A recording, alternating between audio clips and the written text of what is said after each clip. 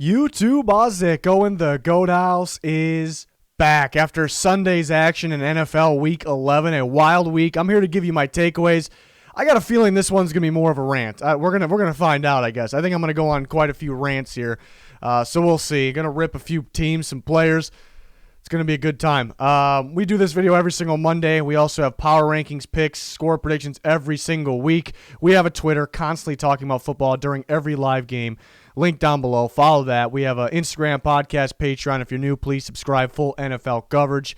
Even in the offseason, all year long, even in the offseason. As you see below me here, below me on camera, we got the Decided app. We're partnering up with them. Go ahead and download that on your phone. There's also a website. And we have a profile on there. Please follow us. We're going to have questions on there. You guys vote and debate. And then by doing that, there's a leaderboard. You actually could win Amazon gift cards. So pretty cool. There'll be some links down in description comments if you're interested in that. But right before we get started, I mentioned my Patreon account, our Patreon account, Junior Score Predictions, my bets of the week for NFL, college football, and a lot more, as you can see. Link in the description comments. A lot of people signing up for that. Really appreciate you. Titans-Ravens. Titans win 30-24, a thriller in overtime. Wild game. Wild game this one was. Not a little. Here's where the rant starts. I'm very disappointed in the Baltimore Ravens. Extremely disappointed in what they've become, I suppose. I cannot rely on this team I don't think anybody can on either side of the ball. Either side of the ball. Even the defense a little surprising, but I talked about it during the week going into this game. The Ravens were kind of pretenders in terms of stopping the run. They did have some guys out that would help in that, but they were kind of pretenders. Why? Because they didn't play too many good running units. They only played a few, and then those few had pretty good averages. So they were actually pretty effective running the ball, those teams. So Derrick Henry was a factor. They really couldn't tackle him. When A.J. Brown got the ball, they couldn't really tackle him. It was pretty much on Yannick Ngakoue to get pressure. I think he did a pretty good job. Tackling, it took about four guys to bring somebody down on the Tennessee Titans. This was pretty bad. And we can't rely on them offensively. We've known that. Lamar was throwing some pretty good balls early. His receivers were letting him down. These guys can't get separation. They can't catch the ball. Mark Andrews had a pretty big game. Lamar made some good throws downfield. There's a lot of times where, especially late in the game, he was under pressure against this Titans pass rush. No Clowney. That's a little concerning as well. I know they're a little beat up. But pretty much every team's beat up. You look at the Titans, I'd call this team almost depleted at this point. They're missing how many offensive linemen? Backup offensive linemen are getting hurt. Jayon Brown gets knocked out. He's out for the year. Vaccaro didn't play. Adoree Jackson hasn't played it down yet. Clowney was out. I mean, this team, half the team's out. And the Ravens can't go out and execute it on offense, defense. When it matters, they can't get a stop on defense. When it matters, they can't score on offense. They actually had the lead in this game. They were actually getting some offense going between Lamar and Mark Andrews, basically. Dobbins was actually getting going here and there, but they just can't execute when it matters. And it's hard to trust this team on either side of the ball. And then you add things on top of that where they're struggling to tackle. It's taking about four guys to even miss tackles. It's just extremely disappointing across the board. I've lost a lot of trust in this team. This was probably the second best team in football going into this year for me, for a lot of us. It's extremely disappointing. It's a game where they most definitely should. No excuses. They most definitely should win. Going into this game and then what's going on within the game, and they can't pull it off. Credit to the Titans. It's a tough team. It's a really tough team, and that goes into why maybe the Ravens were missing some tackles in big moments. A.J. Brown showing up in big moments. Derrick Henry, Ryan Tannehill did have that. The interception wasn't too great. Lamar had an interception. I'm not really sure what Devin Duvernay was doing on that play. I'll have to go back and look at, but both are at fault. I'm like maybe one of the last people I'm going to fault somebody other than the quarterback interception. But on that one, there's going to be about 50-50 blame on that one. 30 points for the Titans. They stopped. You got to credit the Titans as much as possible. I don't want to not credit them, but I am just extremely disappointed in the Ravens. Again, when it matters, you can't rely on either side of the ball. They're just not getting the job done. It's a good comeback and closeout win for the Titans. Everyone always complains when the game goes to overtime. Whoever gets the ball first going to win. Ravens got the ball, and the Titans' weak defense stopped them, and then they went and scored. Derrick Henry broke that long run. So, credit to the Titans there. End of the game, Harbaugh doesn't shake Vrabel's hands. I don't like that. I heard about it, but I'm like, big deal. And then I saw it. I didn't like that mainly because Harbaugh went to midfield. So basically, he went to midfield to not shake his hand. Just go straight to the locker room. Don't go to midfield. We've seen that all the time. Coaches are a little salty. It happens. But he almost went to prove that I don't like that. I always been a Harbaugh guy. I don't like that one bit. And then the excuse was because the Titans got their pregame speech at midfield. Really? Are you kidding me? I don't like that. Just all around disgusted with the Ravens this week, to be honest. Very disappointed. No excuses. A game you got to win. They were disappointing. Another team I'm going to go rant about. How do the Lions score 0 points in this game? If you had one thing that makes the least amount of sense across this entire NFL year is the Lions in Week 11 this week. This is the most confusing thing, I think, on the year that at the top of my head. The Lions, matchup-wise, they match up very good against the Panthers, looking at their offense versus the Panthers' defense. Why? I mean, you look at the Lions have done against teams that run heavy cover 3. Look at it last week against the Washington football team. They're a good defense that runs cover 3. When the Lions wanted to score, when they wanted to move the ball, they were able to do it. Now you're playing a much weaker defense that runs a very, very similar defense and scheme, and you couldn't move the ball at all. It is a little confusing. On top of that, they got an XFL quarterback, P.J. Walker. He made some big throws. He also threw the 2 interceptions in the red zone. They don't have Teddy Bridgewater, and you're just not able to do anything in this game. It's just very confusing to me. 0 points. And I'm going to this is on a collection of people. The coaching staff, we said it since day one. They most definitely need to go. The GM needs to go. Bob Quinn, that is, the coach, Matt Patricia, they all need to go. Bevel needs to go. They all need to go. But I'm going to put a lot on Matt Stafford in this game. How you can't get there was some plays he made. I think we had a big play called back. But 0 points. It's your job to get things rolling. It's the quarterback's job to find ways. And I see everyone coming in with the excuse, well, they didn't have DeAndre Swift. Yes, they didn't have DeAndre Swift. Yes, they're better with DeAndre Swift, but it almost strengthens the argument, against Stafford. You need a running game, a rookie running back, to make your game better, to be able to score any points at all against a defense you match up well, not a good defense you match up well against. They need to rely on having a run game to get that going. Stafford, I've been talking about it all year. You need a mobile quarterback. You need a quarterback that can move his ass, throw on the run. And there's a lot of these quarterbacks that are really I'm done with because of that. But games like this kind of add on top of that. It's not just a quarterback though. It's time to just tear it all down. I'm a big Kenny Golladay fan. DeAndre Swift looks promising for the future. You might have a couple good young corners there. Tracy Walker, solid. But it pretty much needs to be rebuilt. The whole thing. It needs to be torn down, rebuilt.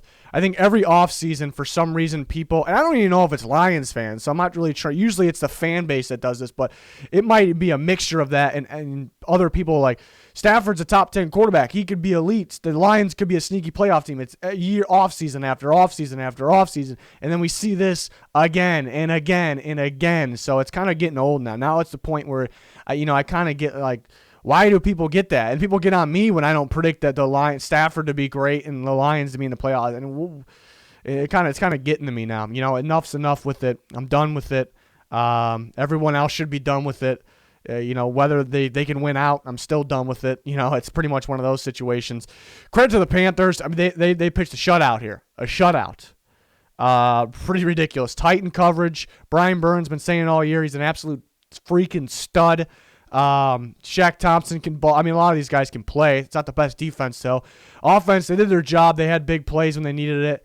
It could have been worse. P.J. Walker had 2 bad turnovers in the red zone, but they executed when they needed to. The Panthers, another thing, the Panthers are single-handedly the worst third-down defense in football. Lions couldn't do anything on third down. The quarterback's got to go out there and execute on these plays. There's not every single play was on the quarterback, but he's got to go out and find ways. Very disappointed with Stafford and with this Lions team here. You shouldn't really need a run game to play well. We'll see if they get Swift back next week. But yeah, credit to the Panthers. I'm hoping they get Teddy Bridgewater back next week to play against his former team, the Vikings. That would be special, and I think he will. So I'm actually looking forward to that. Rooting for Teddy very much in that game. It's a good way to get out of that losing streak they were in there, the Panthers. But it wasn't even close, and I thought the Lions were a lock to win. I look at the matchup. No matter what happened in this game, the matchup says the Lions. The matchup says the Lions, no matter who was out for them. And keep in mind that McCaffrey and Teddy Bridgewater are out too. I mean, come on now. Doesn't matter who was out. Matchup says Lions. The other team's quarterback being out says the Lions. It's ridiculous. Ridiculous. More ranting. Eagles, Browns, Carson Wentz. I'm done with them. I'm done with Carson Wentz. I've kind of been going the way. I never been really a Carson Wentz guy. I always thought he was good, though. Pretty solid, good. I thought there was always too much hype. People saying the Eagles are going to be great because Carson Wentz can win MVP. I've never been on that. But he's always been much better than this. But now it's enough. I think the excuses are starting to fade away, but the excuses definitely need to stop. They lost this game because Carson Wentz. There's no other way around it. I'm sure there's some other plays, specific plays where they could have done a little better. Certain players could have done a little better. But no, I'm not a big Jalen Hurts guy, but it's Jalen Hurts time. Jalen Hurts might have won this game. He'll probably turn the ball over, but he's not going to take a bunch of sacks. It goes deeper than that. I was actually, anybody watches Baldy breakdowns, I was starting to watch those on Twitter. It actually goes deeper than it's actually worse than what I thought. He's starting to bring to light that, yeah, he's not seeing wide open receivers. We knew that he's turning the ball over, having bad turnovers. He's holding on to the ball too long. He's not feeling or seeing pressure. He's stepping into sacks. Sacks are his fault. We already knew that. But he's not seeing wide open receivers when it looks like he's looking right at him. But a bigger one, he is not checking out of plays that he should check out of. Sometimes he actually changes to wrong plays. A lot of blame goes on Peterson, which it should be. But if you look at some of these plays, there's a lot of mistakes by Carson Wentz, pre-snap from these plays. So it's pretty much a disaster. The sacks are on him. The safety, he just acts like the pressure doesn't exist. Or he has all the time in the world. He's not throwing to wide open receivers. There's really no one to blame but him. The pick six, really, even though they end up being a lot more scoring for a while, it was 7-0. The pick six of Taki. That was really the play. Keep in mind Myles Garrett didn't play in this game either. That was really a deciding factor, but there was a lot of mistakes by Carson Wentz. It was bad. It's time to put Jalen Hurts in. It really is. You have to see what you got there, but at the same time, it can't really be any worse. It's hard to get any worse than what happened in that game, and you still are alive for the division. And it's not working. It almost feels like they're getting worse. I'm every week saying, all right, this is the week where Carson Wentz kind of goes back to normal, takes a step in the right direction, figures it out. But no, it's getting worse. And the Browns, it's not like the best defense. Again, Myles Garrett wasn't out there. But again, that pick six was the moment there, I thought, in the game. Browns defense made some big plays. Denzel Ward played very well. Again, Taki had that pick six. I think, Baker didn't do a whole bunch. I think he made some throws when he needed to. The running game, it's a good run defense. The Eagles, they made the plays when they needed to. It was a sloppy game. I think the game was decided by that pick six. And again, that was 7-0. Ended up being 22-17. It didn't really feel like much. It was kind of back and forth with the Browns, but not back and forth where the Eagles took the lead or anything. But the Browns were comfortable the whole time. I just think those mistakes by the Eagles were just the difference. If Jalen Hurts played, they may have won the game, but the Browns may have been able to push the ball a little more because they were worried about running the clock. So, if they felt threatened, the Browns may have been able to get more points because that's just kind of the offense. They're worried about managing the clock. A lot of teams are at some point, but yeah, the Browns stay alive here. I guess this was somewhat of a trap game. No Myles Garrett as well, and they keep it going. They keep it going there. Seem weird weather games there in Cleveland this year so far. Patriots Texans, another rant probably. I hate the game plan for the Patriots. Not really from the start. Texans have by far the worst run defense in all of football. And, it's really bad. It's really bad. What did the Patriots do pretty well, especially recently? they run the ball pretty well. They run the ball pretty well with their quarterback, with their collection of running backs. Damien Harris has been fantastic. They beat the Ravens by doing that. So, and what I said, too, I was thinking about picking the Texans. I said during the week, this is probably the toughest one to pick. I was really thinking about the Texans because I thought Deshaun Watson could beat up this team. He can really have a day. But what did I say? I said, don't overthink it. The Patriots will pound the football, and they will beat the Texans because of that. But they didn't really do that. They came out doing that. They had a really good drive, draining the clock. Damien Harris gets a score. This looks easy. Deshaun Watson, it kind of goes to plan. A little more than that. Deshaun Watson having a good game. But I'm still thinking, Patriots, keep running the ball, run the clock, pound it in the end zone. But they stopped doing that. I think Cam had a couple decent throws downfield that resulted in big plays. That actually might have been a negative thing because they thought, all right, let's just throw. Let's see what we got throwing. Let's see what we got on them. And there just wasn't enough big plays on that. Wasn't enough success where they kind of took the run out of their own game there because they got down by, 10 points. They took the run away from themselves. Poor game plan. Well, I don't know if I want to say that, actually, because going into it, they had the right game plan, perhaps. I think adjustments and play calls throughout the game, decisions were throughout the game, I did not like, at all. Deshaun Watson was having a ridiculous game. I mean, I think he could have done more. So that's kind of where I can knock the Texans. Texans got out and won the game, obviously. I guess the coaching staff. I think they got a little conservative. Watson could have thrown for, I'll say it, he could have thrown for almost 500 yards in this game. I really think he could have 400 plus easily. I think he almost had that. Well over 450. I mean, we're close to 500 yards. Really. He could have had even more of a day. Could have had a historic day. He was having that good of a game. So they did kind of slow up, and the Patriots actually had a shot in this game, when they went away from their own game. So the Texans did hold on. They did make some plays. It's just a disappointing game plan from the Patriots. Maybe the Texans can catch fire, even though it's a little too late now. But maybe they got the Lions on Thanksgiving this week, so maybe they can catch some fire. We're through how many games? We're through. This is the fourth game I'm talking about. In my ranting, I've ranted on a team on every. I mean, I could even rant about the Texans. They should have let Watson keep throwing the ball there, but worked out. Here's one that we don't really have. This one kind of went to plan. A little more impressive, the Steelers' defense, holding them to 3 points. They got a ton of turnovers. They probably could have had more interceptions, a lot of tip balls, just being instinctive. Everybody on the defense getting their hands on the ball, getting pressure. I mean, there's nothing surprising here. The Steelers made plays on offense when they needed to. You thought that the Jags could have got a little more points, but what I talked about during the week, it's just not a good game. It's not a good matchup, I should say, at all. The Jaguars, they can actually run the ball fairly well, and they can't really do that in a game like this because the Steelers stop the run better than anybody, and then they'll turn it around and they'll make it a nightmare when you try to pass the ball. So that's pretty much what happened in this game. Chase Claypool still rolling. The collection of receivers are still rolling there. They got the Ravens this week. Ravens looking pretty disappointing. Steelers looking, obviously they're still hot. Sloppy game last time. We'll see what happens this time. I don't really have much on this game. Jaguars in tank mode, so they can't really. Fans can't be too disappointed they lose a game like this.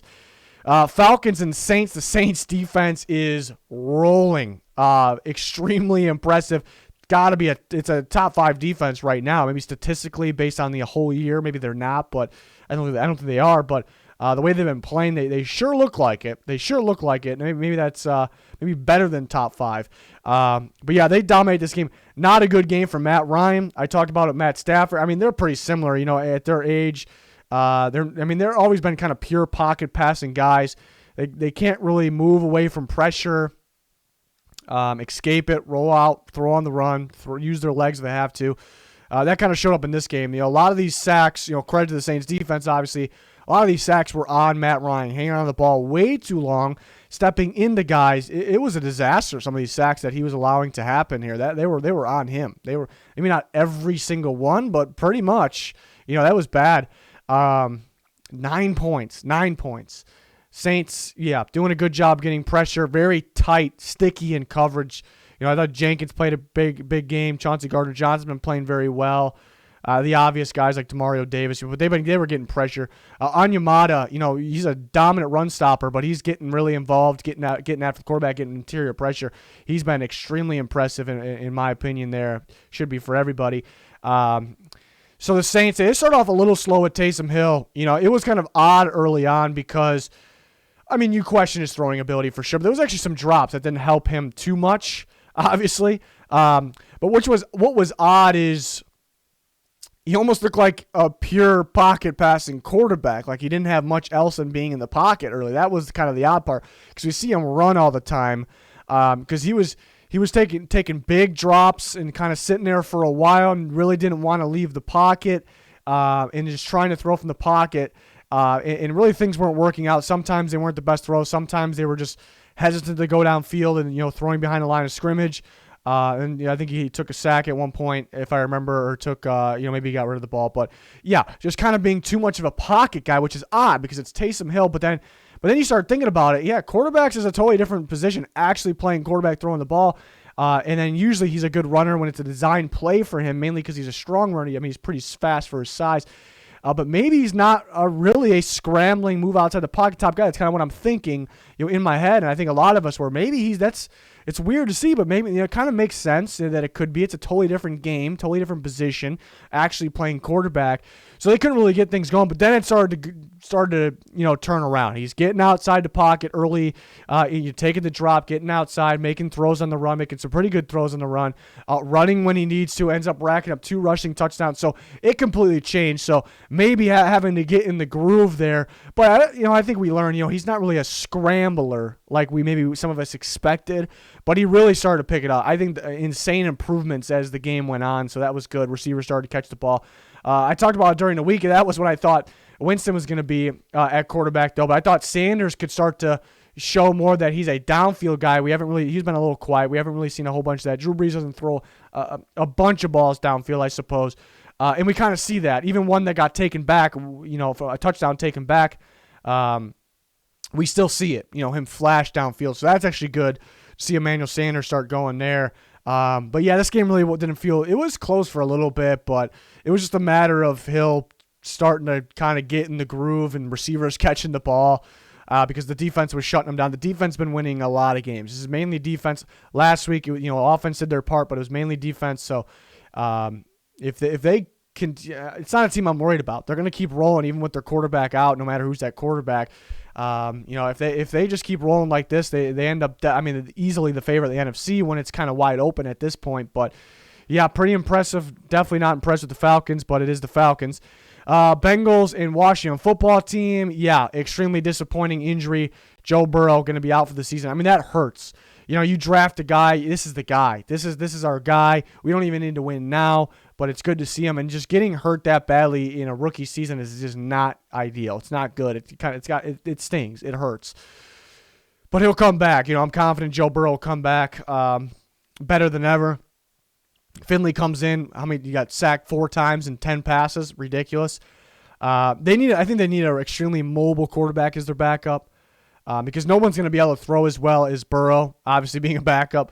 So I think just getting a guy that's extremely mobile, I think, will be key, especially with what's in front of him, the offensive line. I guess easier said than done to find that, but because you do want a guy that can throw the ball as well. But I think that'd be key. That's not Ryan Finley. I think he did have a run on this one, but he can't really move his behind there. Even the 3-step drop, they take forever. So yeah, that wasn't good. The Bengals could have won this game until it was back-to-back teams with the graphics here that scored 9 points. Falcons and Bengals, just realized that. But Bengals look like they could have won this game until Joe Burrow got hurt. They did have that fumble on the goal line. I feel like they have had quite a few of those turnovers on the goal line, so they're going to eliminate that. Chase Young with the monster hit. I think a couple plays before that, he had a monster read and play on a run play. He had a big game, so we knew this. He was going to start heating up, playing even better, making his case for Defensive Rookie of the Year.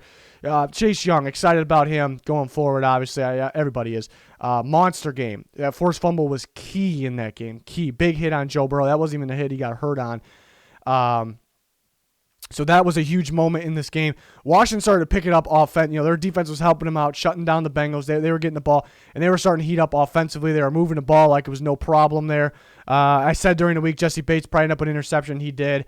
But yeah, I think Joe Burrow getting hurt really shifted things in this game. But Washington, they got moments. The defense has their good moments. Not sure what last week was against the Lions. I guess down the stretch they picked it up in that game. But their offense has their moments as well. So let's put it together. They may have a shot to win the NFC East.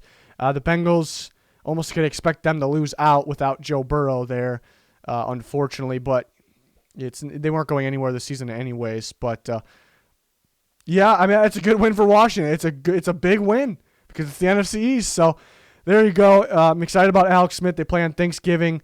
They play the Cowboys, who just got a win. Excited about Chase Young. Excited about this defense. So yeah, they can make some noise there. They can make some noise. Jets Chargers, another game that I didn't see a whole bunch of. You could see why. It's not the biggest game. What a block punt the Jets started with. So you're thinking, oh no, the Chargers are really going to lose the Jets.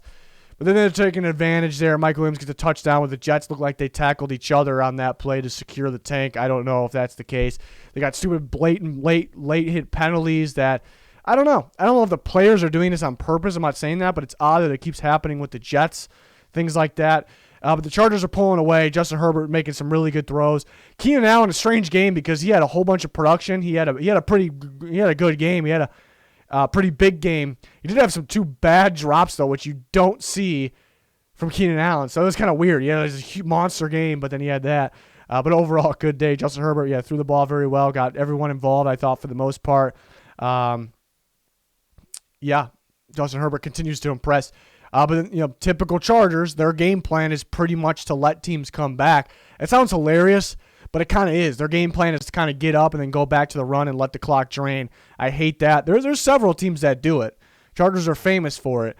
If you can score, go ahead and keep scoring. You don't like points? I really don't understand it. So yeah, they let the Jets come back. They allowed them to come back, but they closed it out. Flacco had some, kind of like the Patriots game, had some pretty big moments some good moments where it was a downfield throw, lofted in there perfectly. Then he had, a couple bad moments as well. Pretty similar to the Patriots game. Very similar, actually, there, except the only difference is they weren't leading most of the game. But yeah, I'm still impressed with Herbert. I think under bad circumstances, Herbert may be the favorite now to win the Rookie of the Year because Joe Burrow got hurt. Tua actually got pulled, so he hurt his chances. Justin Jefferson, CeeDee Lamb, guys like that, Edwards-Helaire, definitely still in the running there for sure for Offensive Rookie of the Year. Next game, Dolphins in Broncos. Confusing game. I just didn't think there was... I said it that one of these games could pop up on a very young team like the Dolphins. I even said it during the week, but I just didn't think it was going to happen here.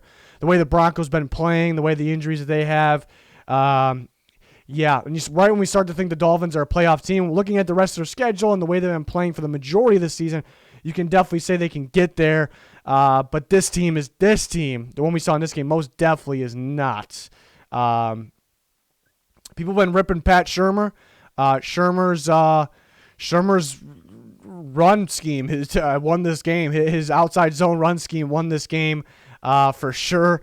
It was dominant with Lindsey and Melvin Gordon. The Dolphins just could not stop it. The line did it credit to the offensive line.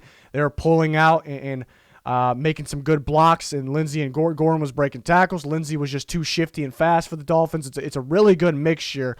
I still more of a Lindsey guy, obviously, but I think Gordon actually might have had a little better average in this one, but he was doing a good job breaking some tackles. But yeah, that's what beat him. Plain and simple. That was the difference in this game. Well, the Broncos did get pressure on Tua as well. He really couldn't get anything going. Was getting pressured. And you see how good the Dolphins' offense, surprisingly good. Wasn't great, but surprisingly good. The Dolphins' offensive line was this year. They were pretty poor in this game. I guess sometimes Tua could have got the ball out, but they were getting constant pressure. A collection of guys getting pressure. Malik Reed's been a kind of a standout guy for them, surprisingly, for the Broncos, that is. So that was a key part of the game as well. But I think the outside runs there, that was the difference. The Dolphins just couldn't stop it. They were getting blocked. They couldn't get off blocks, clean blocks as well.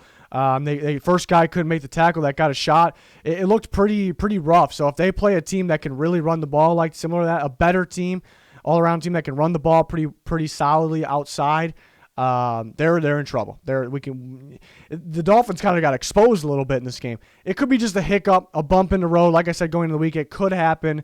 But But we see how teams will game plan them. Teams learn stuff for this, where their weaknesses are at. They could get some guys back, Wilkins on the D-line, but it's not going to be, that they didn't lose because, one guy like that. But yeah, that's how you beat it. Drew Lock started with an interception, but the Dolphins still can't really they scored, but that's it. The Broncos won because they had the running game. The Broncos had the game put away. It felt like a couple times though, but you can't really blame them for, giving the ball, and they got to keep running the ball. It just became obvious at that point, but you can't really blame them too much. But then they had a chance to put the game away again. Well, Fitzpatrick came in. I thought Tua was hurt. Then he was standing on the side and looked okay. I thought they were kind of being careful, but it turns out he did get benched because he really couldn't get anything going. Fitzpatrick ended up having more yards and way less time. He got things going.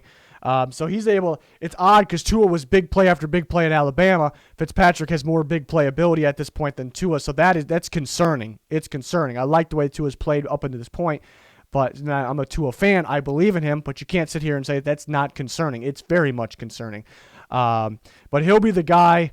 Fitzpatrick's making big plays, but then he tried to force one in, got the interception, so they actually had a shot. But yeah, before that, the Broncos had the game kind of put away there.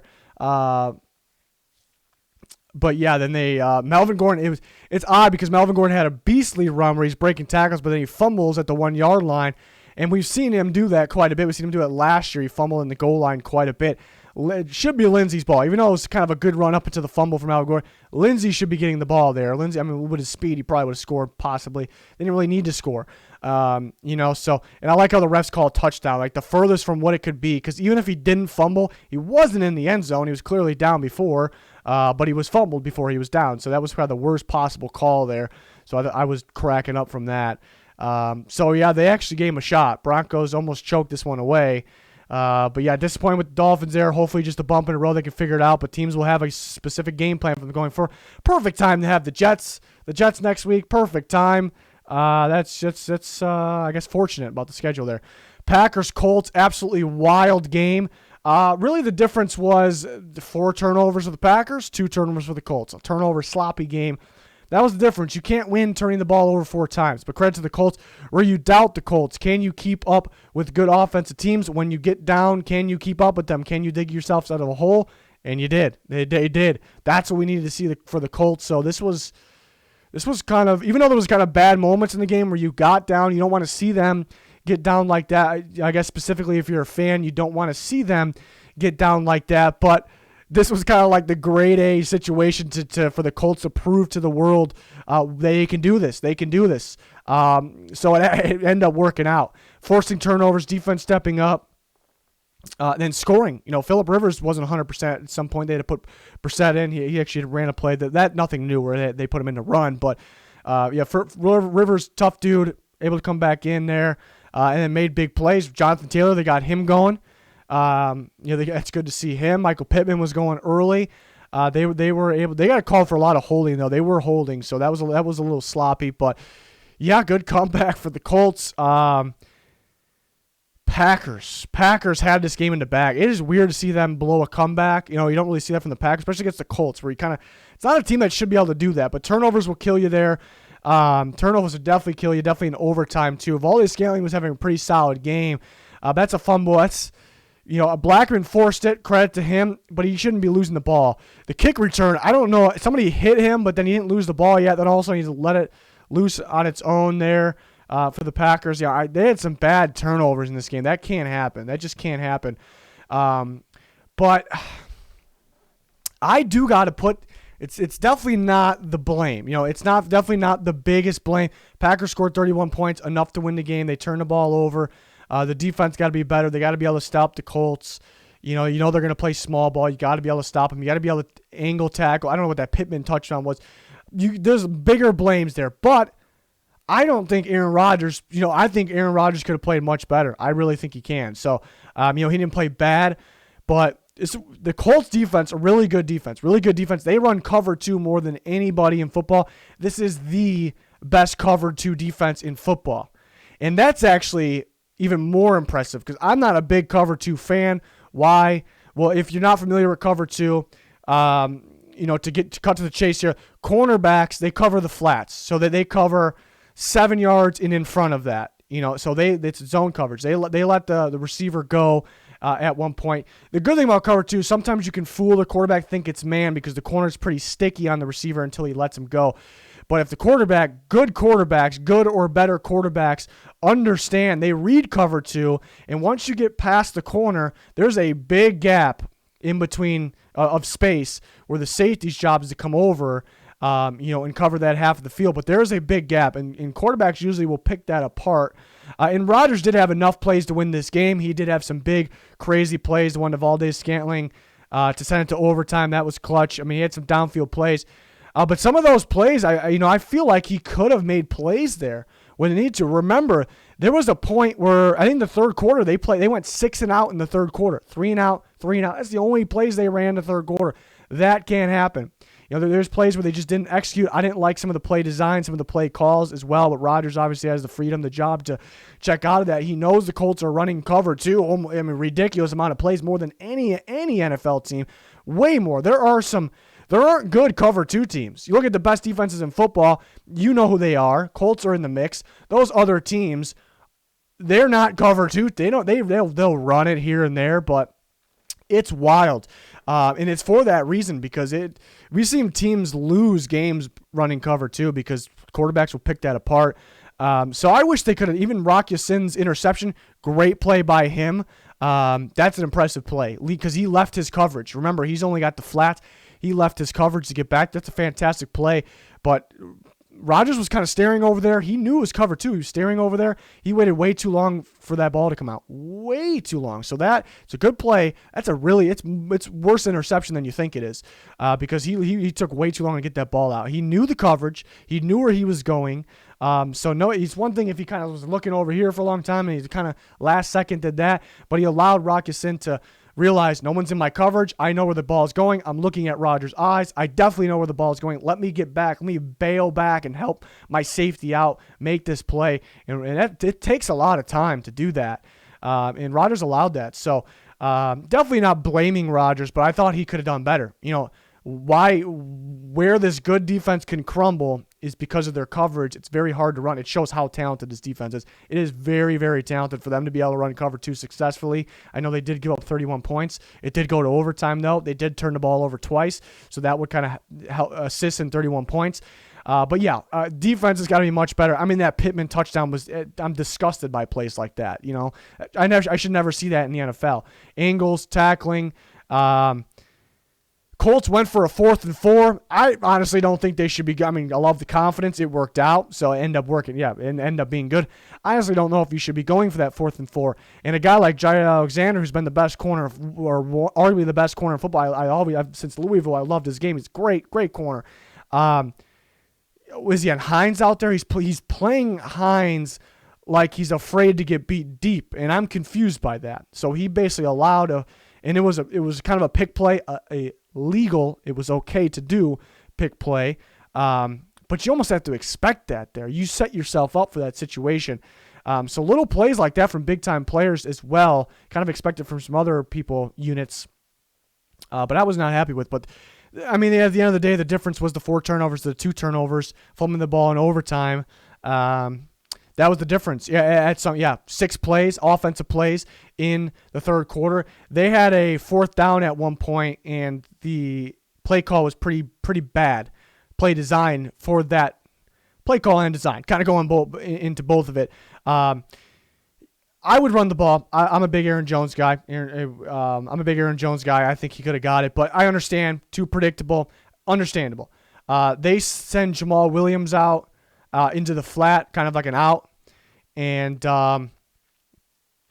right into the flat where the Colts are magnificent at covering. Obviously, we just went over all that.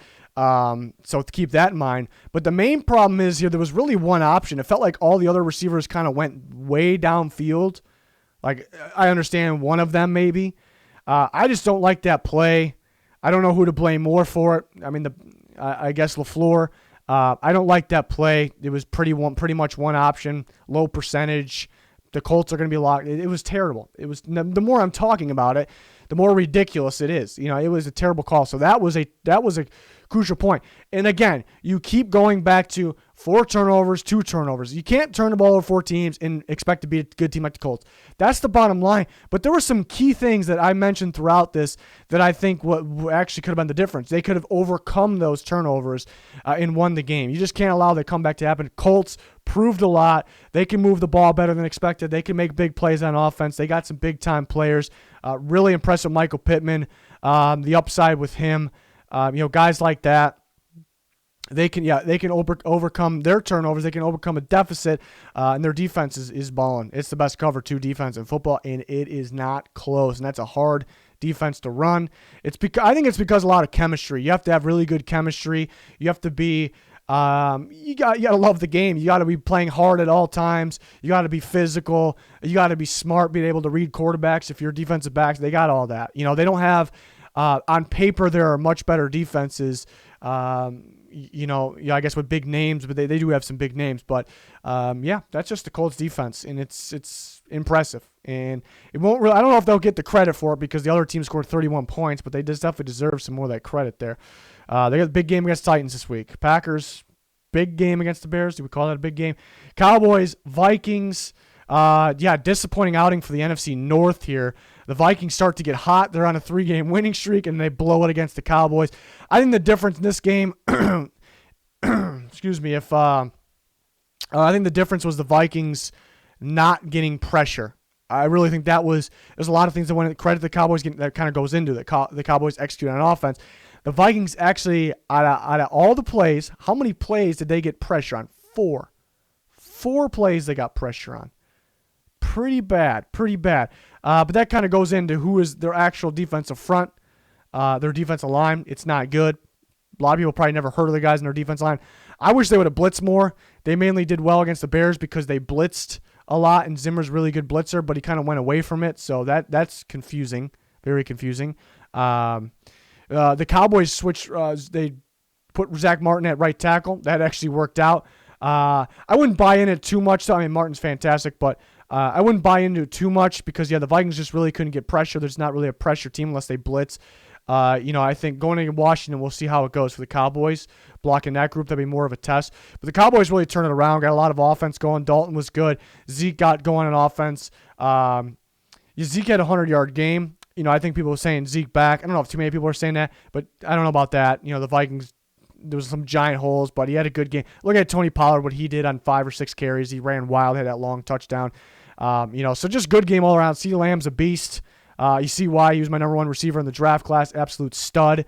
He was on his way to a Rookie of the Year, I thought, until Dak got hurt, but now getting it going again. That catch was ridiculous. Some people don't realize how tough that catch was.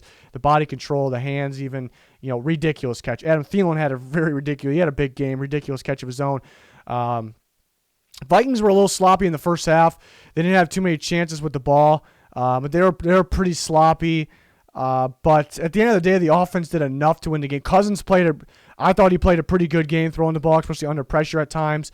Cook ran for over 100 yards. Thielen had a good game. Jefferson had a pretty good game. Irv Smith was coming. I mean, they played well there. Cousins played well. Earlier in the year when they were losing, it was because of defense too. But you obviously see you need a better quarterback out there. But now in a game like this, when the Cowboys are beat up more than anybody. Maybe there's some other teams out there, but. Look how beat up they are. There's no excuses for the Vikings. Their quarterback played well. The other team's beat up. They beat that team last year when they were at full strength. What the hell is the problem here? They need a lot. A game like that tells me they need a lot. Defense did not play well. Coaching staff did not do a good job at all because they actually get a lead. They finally have a lead, and they kind of go cold. The play calling changes. You were scoring with no problem. What kind of happened? But it's not the offense's fault. Wish there was more blitzes on the defense. I wish they would have closed the game out on offense. The defense did not play a good game. They had a couple opportunities that last drive. The Cowboys went down there. They had a 4th down opportunity to stop them. The Cowboys played for 4th down, keep in mind. So that really isn't good. The Vikings, a team that played 4th down, they couldn't stop. And then they actually had dropped an interception in the end zone. It was kind of a disaster. And you thought they could actually move the ball and might be able to get points, at least a field goal, but they couldn't do that. Credit to the Cowboys defense. Donovan Wilson had a monster game for him. 2 forced fumbles there. Vikings kind of shot themselves in the foot with a lot of penalties as well. No excuses in this one, though. That's a depleted Cowboys team, and they couldn't go out and execute. They let them score 31 points. It's pretty bad. Pretty bad. So I'm kind of out with the Vikings this year. The Cowboys, because how injured they are, we should be out on them. But they play in the NFC East, luckily. Big game against Washington coming up this week. Yeah. And then one more, the back and forth game, 35-31 Chiefs. Yeah, this was, how do I say this? It's tough with this one because I don't like when teams are too focused on running the clock.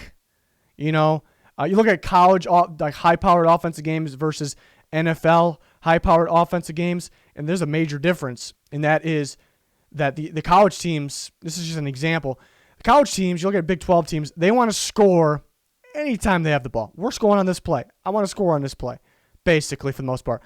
NFL, number one is let's run the clock. We don't know if we really want to score on this play. We want big yards. We want to run the clock, though. You know, and that kind of showed up in this game. This game could have been a 60-something to 60-something game, maybe more, realistically. But both teams, priority one is running the clock. And I don't want to rip them. I don't really want to rip them at all because these two teams are good enough to get away with it. They get away with them, and they're really good. They're really good offenses. They get away with other teams trying to do that. I hate. I probably hate that more than anything in the NFL. Really, priority one, run the clock. Next, score. Nope, you got that flipped. But it could have been. The game could have been different if the teams didn't do that. You know, the Chiefs ended up winning. If the Raiders didn't really do that, would they have scored more points? They pretty much scored on almost every opportunity, but so you kind of wonder that. I'm not trying to put blame on that. I just don't. I'm not a huge fan when teams do that. But that was kind of the storyline of this game. It was these teams were going to score pretty much with ease. It was who could run more clock while doing it. I don't know the time of possession, actually. I'm going to look that up right here, right now. I'm going to look up that time of possession real quick. The Chiefs won the time of possession. They had 32 minutes. The Raiders had about 28 minutes. So if the Raiders would have ran more clock, would they have won? Or if they went down there and scored, what would have the Chiefs done? It could have been different in so many ways there. I kind of go back to the Raiders trying to go in to kick a field goal from the 1 yard line. We don't know for sure, but it sure looked like they were sending the kicking unit on the field before the sideline got called for a 15-yard penalty. We don't know for sure. But yeah, if that is the case, I wish they would have went for it. That ended up being the deciding factor, 35-35. It could have been a different scenario. But that could have been it. You know, credit to the Chiefs kind of getting the goal line stopped there. On the Raiders. There was a few stops in the game for defenses. Credit there. I guess that was enough. But both quarterbacks, impressive, played great games. Very, very impressed with Derek Carr this year. I mean, he's been very impressive. The Raiders have been saying they need a legit number one receiver. They don't have it. They don't really have it. Aguilar seems to be the favorite target. He played a pretty big game. I think he had a tough drop or two in this game, but not the easiest catches. I can't believe Ruggs is pretty much non-existent there. They got to come up with, and that's why he wasn't my number one receiver. I expected him to be much better in this, more involved in this, but he's kind of a one-dimensional receiver, you know, and that's, you know, looking at Lamb and Jefferson, what these guys are able to do, even Claypool, just some examples. You know, they're not one-dimensional guys, so hopefully Ruggs can figure that out. Hopefully they can get him more involved. But I love the play calling of the Raiders. I love I love the playmakers they got. The offensive line looks great. Derek Carr looks great. Like I said, the running back duo looks great. So pretty much back and forth, just who's going to have the ball last. I mean, the Raiders had the ball last, but not enough time. The fact that they didn't have an opportunity to kick a field goal that they knew they had a touchdown was big for the Chiefs. That was big. You know, if it was a 3-point game, it could have went a little differently. But the Chiefs are getting the ball back after a clutch Raiders to Jason Witten touchdown. And, I mean, I'm kind of feeling the Chiefs are definitely, you know, they're probably going to get at least a field goal to send us to overtime or whatever. But that was the easiest thing I've ever seen in my life, and they just make it. They're just so good. They're just so good, unbelievable that they're able to do that. You know, it's just like it was nothing. You know, like most teams would have been like, God, do we have enough time to score? Like it's like panic mode. Are we even going to get a first down? Are we going to turn it over on downs? Are we fast enough for this? Do we have the talent for the? It's ridiculous. The Chiefs were able to do that, and wouldn't put it past the Raiders either. Very good offense, but the Chiefs, I mean, it made it look that easy. Kelsey had a pretty big game. A lot of these guys. There's Clyde Edwards-Helaire. He ran effectively against the Raiders last time, but he didn't get the ball enough. And I thought that Chiefs could have won the game if they would have done that. This time they got him the ball a good amount of times, to score some touchdowns, make some big plays in this game. I noticed something. The Raiders kept pressing Kelsey. I didn't like that because he's with corners, DBs. No one in the league is going to out physical him at the line. You're hurting yourself by doing that. Stay a couple yards off the ball. You just kind of go with him. You see him break one way, you have the speed, you're quicker than him to break with him. Same thing the other way. If you go and press off the line, he's going to throw you off him, as he can do. You give him a chance to do that, and he's going to make you stop your feet. You're already starting with your feet stopped. He's going to have several steps on him when you can't have eyes on the quarterback anymore. That made no sense. Nobody, if you got a strong-ass safety, maybe a linebacker that could cover extremely well, not too many of them in the league, then okay. And I don't like putting these corners on him. Had Arnett on him for a bit. Had Isaiah Johnson. He's a physical corner, sure, but not enough here pressing him. So I thought that was a bad.